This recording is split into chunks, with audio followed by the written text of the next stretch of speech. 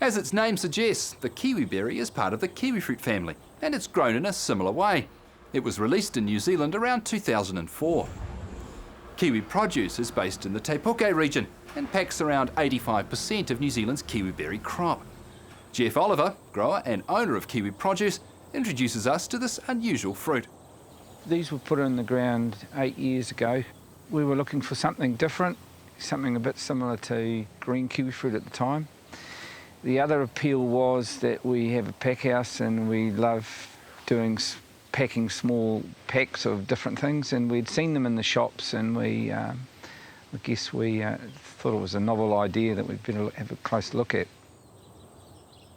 Currently there is something like 16 hectares in New Zealand. We're producing in total between 35 and 40,000 trays, and a tray is 12 by 125 gram punnets.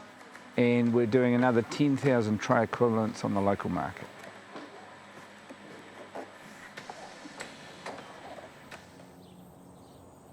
This here is a 3.5 hectare orchard. It's got a little group of owners, mostly locals.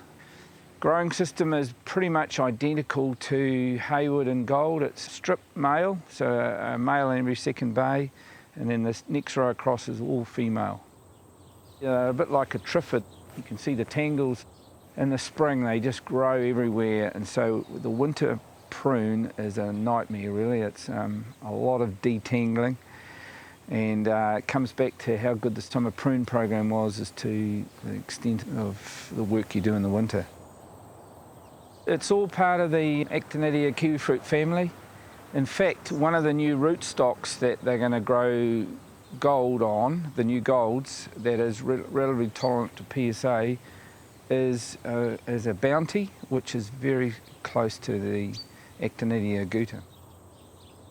Certainly there's increasing demand both for export and domestic.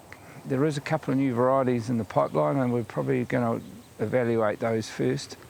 But in the next couple of years, we may well put some more in.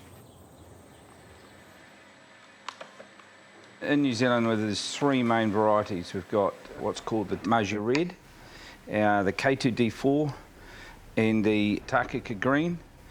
They're all an Actinidia aguta. The middle one was bred by Hort Research in Te Puke, and the other two have come originally out of Europe. While you struggle to see why they look like a kiwi fruit, it's not until you cut one open. This is the Maju Red. If you have a look at it, it looks very similar to a green kiwi fruit. A ripe one has a reddy colour inside it, like that. The K2D4, which is the Hort Research variety, is a bit bigger. You can see it's very similar again. And the Takaka Green, which we saw growing down in Nelson, it's got a brilliant flavour, and that's it there. KiwiBerries actually, it's got a short shelf life, so it needs to be treated like a berry fruit, like raspberry, strawberry, blackberry. It's probably a little bit more robust. We need to pick it very carefully, so it's expensive to pick. It seems like the best way to sell it is in a little punnet, like any other berry fruit, and it's got quite a short shelf life. Probably at best 5 or 6 days at ambient and a couple of weeks at retail in a chiller. For export, we really need to be picking today. We chill it down and take the field heat out. We pack it tomorrow.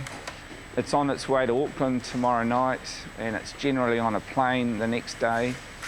And as long as the cool chain's kept correct, at 4 degrees, and it doesn't sit on a tarmac for too long on the hot sun, it's fine, and it'll make its way to Europe or to Asia, and it'll probably have a shelf life of up to 2 weeks.